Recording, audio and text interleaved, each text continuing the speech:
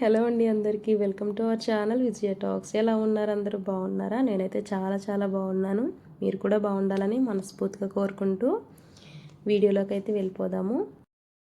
ఈ వీడియో వచ్చేసి మండే రోజు వీడియో అండి. మండే రోజు అంటే మార్నింగ్ నుంచి అండ్ ఆఫ్టర్నూన్ వరకు కుకింగ్ వీడియో దాకా కూడా నేను ఇందులో ఇంక్లూడ్ చేశాను. ఆ రోజు నేను ఏమేమి చేశానో మార్నింగ్ రొటీన్గా ఇందులో ఉంటుంది. వీడియో అయితే ఎక్కడ స్కిప్ చేయకుండా లాస్ట్ వరకు కూడా చూడండి. యాక్చువల్లీ మండే రోజు పూజ ఉంటుంది కాబట్టి సండే రోజు నైట్ అయితే నేను మొత్తం అన్నీ కూడా క్లీన్ చేసేసుకొని పెట్టుకుంటాను. సమ్ టైమ్స్ ఏంటంటే ఒక్కొక్కసారి మనం ఎలాగో బద్ధకం అనేది వస్తుంది కదా, మనలో కూడా ఉంటుంది. అది వచ్చినప్పుడు అయితే ఇంకా అప్పటికప్పుడైతే ఇంకా చేసుకోవాలి తప్పదు కాబట్టి మార్నింగే 5:30, 6కి అలా లేచానండి. లేచి ఎర్లీ మార్నింగ్ బయట అంతా క్లీన్ చేసుకొని ముగ్గు పెట్టుకొని లోపలికి వచ్చి ఇంకా మళ్ళీ లోపల కూడా క్లీన్ చేసుకొని పూజ సామాగ్రి అయితే క్లీన్ చేస్తున్నాను అనమాట.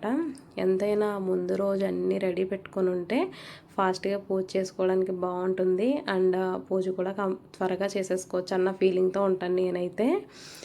కానీ ఏం చేస్తాం, ఒక్కొక్కసారి బద్ధకం వస్తుంది ఆటోమేటిక్గా. అది సహజం అనమాట నాకైతే.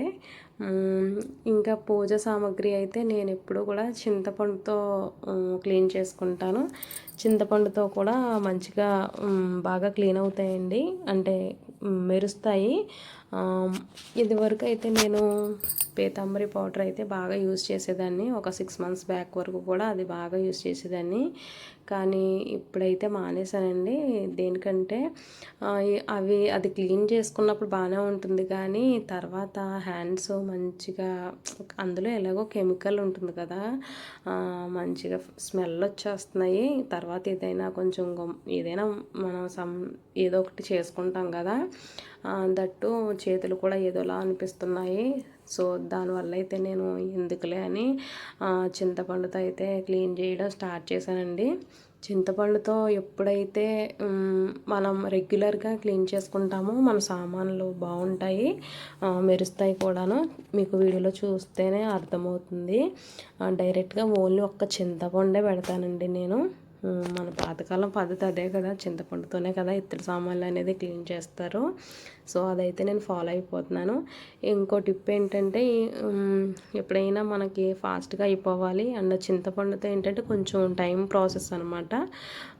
టైం పడుతుంది కాబట్టి మనకి వాడని షాంపూలు కానీ, వాడినైనా పర్లేదు, షాంపూ కానీ లిక్విడ్ కానీ, అంటే మనం బట్టలు ఉతకడానికి యూజ్ చేసే లిక్విడ్స్ ఉంటాయి కదా, జస్ట్ కొంచెం అదైనా పర్లేదు. షాంపూ ప్లేస్లో వీలైనంత వరకు షాంపూ ట్రై చేయండి, స్మెల్ బాగుంటుంది కదా. కొంచెం నిమ్మరసంలో యాడ్ చేసేసి మామూలుగా స్క్రబ్తో మనం గిన్నెలు వాష్ చేసుకున్నట్టు తోమేసుకోవడమే. మంచి జెల్లా వస్తుందండి, బాగుంటుంది అది కూడాను. ఈసారి ట్రై చేయండి. ఎప్పుడైనా నేను కూడా అలా ట్రై చేస్తూ ఉంటాను. ఇప్పుడైతే నేను చింతపండుతోనే తోమాను. ఇంకా మీకు ఏమైనా ఎలా, ఇది యూట్యూబ్లో అయితే చాలా చాలా రెమెడీస్ చూపిస్తూ ఉంటారు. ఫాస్ట్గా క్విక్గా మనం తోముకోక్కర్ లేకుండా జస్ట్ వాటర్లో ఇవన్నీ వేసేసి అవన్నీ కూడా ట్రై చేసాం కానీ ఏది వర్కౌట్ అవ్వలేదండి. ఖచ్చితంగా అప్పటికప్పుడైతే ఏదో అలా వస్తాయి కానీ తర్వాత మళ్ళీ కలర్ అంతా షేడ్ మారిపోతుందండి. సో నేనైతే ఇదే ఫాలో అవుతూ ఉంటాను. అండ్ నాకేంటంటే పూజా సామాగ్రి అనేది కొన్ని సామాన్లే ఉంటాయి, తక్కువగా ఉంటాయి కాబట్టి నాకు ఈజీగా ఉంటుంది. బట్ ఎక్కువగా యూజ్ చేస్తారు కదా, వాళ్ళకి అనేది కొంచెం కష్టమే మరి. సో నేనైతే ఎర్లీ మార్నింగ్ ఇలా సామాన్లు అయితే తోమేశానండి. తర్వాత ఏంటంటే కాఫీ కలుపుదామని కిచెన్లో పాలు పెట్టాను. చూసారా, అప్పుడే పొంగిపోయినాయి. పొంగితే మంచిదే అంటారు కానీ పొంగేసరికి అట్లా వచ్చేసానులేండి. మంచిదే అంటారు కానీ కొంచెం క్లీనింగ్కి మనం ఏంటంటే ఇబ్బంది పడుతూ ఉంటాం కదా, జస్ట్ టిష్యూ పేపర్తో నేనైతే జస్ట్ అలా క్లీన్ చేసేస్తూ ఉంటాను ఎప్పుడైనా ఏదైనా అలా అనుకోకుండా జరిగితే. నెక్స్ట్ ఇంకా బాగాలేకపోతే కనుక ఖచ్చితంగా ఆ రోజు గ్యాస్ క్లీన్ చేయాల్సిందే. ఇంకా కాఫీ అయితే కలిపేసి, అప్పుడు టైం లేదనమాట. ఇవన్నీ మార్నింగ్ పెట్టుకుంటే ఇలాంటి పనులు అన్ని మిగతావి ఏంటంటే ఫాస్ట్గా చేయాలన్నమాట. లేదా కాఫీ అయితే ఇంకా కొంచెం బాగా కలిపి ఉండేదాన్ని. సింపుల్గా కలిపేశాను.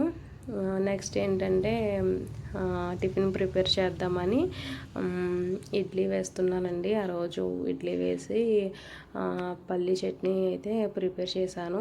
యాక్చువల్లీ ఆ రోజు కొబ్బరి చట్నీ చేద్దామని అనుకున్నాను కానీ టైం లేట్ అయిపోయింది. అప్పటికే చాలా టైం అయిపోయింది. ఇంకా వారిని స్కూల్కి పంపించాలి, హడావిడిగా ఉంటుంది కదా, వాడిని రెడీ చేయాలి. ఒక పక్క అటు ఒక పక్క ఇటు అలా ఉంటుందన్నమాట మార్నింగు. టిఫిన్ సెక్షన్ వచ్చేసి మార్నింగ్ ఎప్పుడు కూడా ఎక్కువగా ఇడ్లీ ప్రిపేర్ చేస్తూ ఉంటానండి. ఇడ్లీ పిల్లలకి కొంచెం మంచిది కదా అని ఇడ్లీ కానీ అట్లు అండ్ సమ్టైమ్స్ ఉప్మా చేస్తాను అండ్ జావ కాస్తూ ఉంటాను. ఇలా సరిపోతుందనమాట. పెద్దగా ఎక్కువగా ఏదైనా చేయాలి అంటే కొంచెం డిఫరెంట్గా అది సండే మాత్రమే చేయగలుగుతాను అంతే. నాన్ స్టాప్గా ఎవ్రీడే చెయ్యాలంటే అది నాకు కుదరదు. మా వాడు కూడా కొంచెం అలవాటు అయిపోయాడులేండి నా టిఫిన్స్ తినడానికి. మా వరుణ్ ఇడ్లీ అయితే మంచిగా చట్నీ చేస్తే తింటాడు.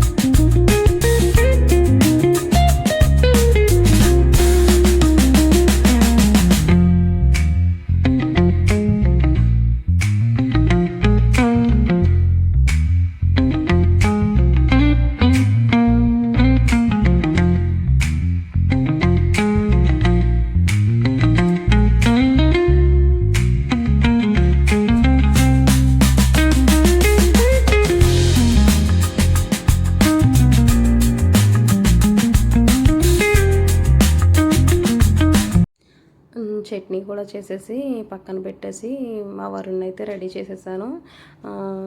రెడీ చేసి వాడికి బ్రేక్ఫాస్ట్ పెట్టేసి స్కూల్కి అయితే పంపించేసి ఇంకా నేనైతే ఫాస్ట్గా ఆయనకి కూడా కొంచెం కంగారుగా ఉంటుంది కదా, ఆయనే చేస్తారండి పూజ. మండే రోజు అయితే ఆయనతోనే చేపిస్తాను. చక్కగా పూజ సామాన్లన్నిటికీ బొట్లు పెట్టేసి అక్కడ అన్నీ సర్ది పెట్టేశాను. ఆయనైతే పూజ అయితే చక్కగా చేసేసుకున్నారు. మాది సింపుల్గానే ఉంటుందండి పూజ. మండే రోజు అయితే కంపల్సరీ మా వారే చేస్తారు. ఎప్పుడు కూడా పూజ అనేది ఇంట్లో యజమాని చేస్తే మంచిది అంటారు కదా. సో మండే రోజు అయితే కంపల్సరీ ఆయన చేస్తారు. మిగతా ఏ రోజైనా సరే నేను చేస్తాను. విశేషంగా ఎప్పుడైనా చేయాలనుకుంటే మళ్ళీ ఆయనతోనే చేపిస్తూ ఉంటానన్నమాట. ఇంకా ఇవి వచ్చేసి మొన్న వరుణ్ లాస్ట్ వీడియోలో చెప్పాను కదా, మా అమ్మ వాళ్ళ ఇంటికి వెళ్ళాడు. మా అమ్మ అయితే వాడి కోసం ఇవి ప్రిపేర్ చేసి పంపించింది. జంతికలు అంటారు మా సైడ్ వీటిని. కామెంట్స్లో తెలియజేయండి మీ సైడ్ వీటిని ఏమంటారు అనేది. నాకైతే చాలా ఇష్టం. ఈవినింగ్ టైము చక్కగా అవి తిని టీ తాగితే మంచిగా బాగుంటుంది. చిన్నప్పుడైతే చాలా ఇష్టంగా తినేవాళ్ళం. ఇంకా అవన్నీ కంప్లీట్ చేసుకొని నేనైతే కిచెన్లోకి వచ్చి వంట అయితే ప్రిపేర్ చేయడానికి స్టార్ట్ చేశానండి. మునక్కాయ జీడిపప్పు కర్రీ ప్రిపేర్ చేద్దామని అయితే జీడిపప్పునైతే పక్కన ఉడికిస్తున్నాను కొంచెం వాటర్ వేసి. అలా ఉడికిస్తే కనుక తొందరగా ఉడికిపోతాయి అండ్ కర్రీలో కూడా మంచి టేస్ట్గా కొంచెం పిల్లలు తినడానికి బాగుంటుంది జీడిపప్పు. లేదా ఆనియన్స్తో పాటు డైరెక్ట్గా వేసేసి ఆయిల్లో ఫ్రై చేయడం ఇలా చేస్తే కనుక కర్రీలో తినడానికైతే గట్టిగా ఉంటాయండి. జీడిపప్పు టేస్ట్ కూడా అంత బాగోదు. ఇలా చేయడం వల్ల అయితే పిల్లలు ఇష్టంగా తింటారు. కర్రీని అయితే కొంచెం మెత్తగా బాగుంటాయి. నేనైతే ఇప్పుడు ఇలా ఫాలో అయిపోతున్నాను. ముందుగా ఆనియన్స్ని కట్ చేసుకొని అలాగే ఒక టమాటాను కూడా యాడ్ చేశానండి. చక్కగా పీసెస్ కింద కట్ చేసేసి అన్నీ కూడా ఫ్రై చేసేసుకోవడమే. అవి బాగా ఫ్రై అయిన తర్వాత అందులో కొంచెం అల్లం వెల్లుల్లి పేస్ట్ వేసి తర్వాత కూడా అల్లం వెల్లుల్లి పేస్ట్ కూడా పచ్చివాసన అంతా పోయి మంచిగా ఫ్రై అయ్యేదాకా కూడా ఫ్రై చేసుకోవడమే. నెక్స్ట్ అందులోనే ఈ ములక్కాడలు కూడా వేసేసి ఇవి కూడా కాసేపు మగ్గించుకోవాలి.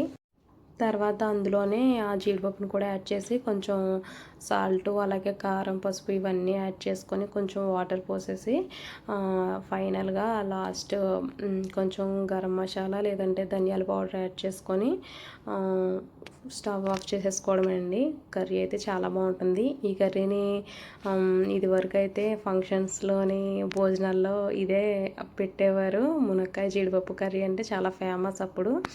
ఇప్పుడు అయితే ఈ కర్రీ కొంచెం తగ్గిపోయింది. ఈ కర్రీని చాలా ఇష్టపడే వాళ్ళం అప్పుడైతే. మేము ఫంక్షన్స్లోనే తినేవాళ్ళం ఎక్కువగాను నా చిన్నప్పుడైతే. ఇదండి ఈరోజు వీడియో అయితే ఇక్కడితో ఎండ్ చేస్తున్నాను. కర్రీ అయితే చాలా బాగుంటుంది, టేస్టీగా ఉంటుంది. ఈ వీడియో కనుక మీకు నచ్చినట్టయితే చిన్న లైక్ ఇచ్చి సబ్స్క్రైబ్ చేసుకోండి. మళ్ళీ ఒక మంచి వీడియోతో కలుద్దాం. అంతవరకు బాయ్, టేక్ కేర్ గైస్.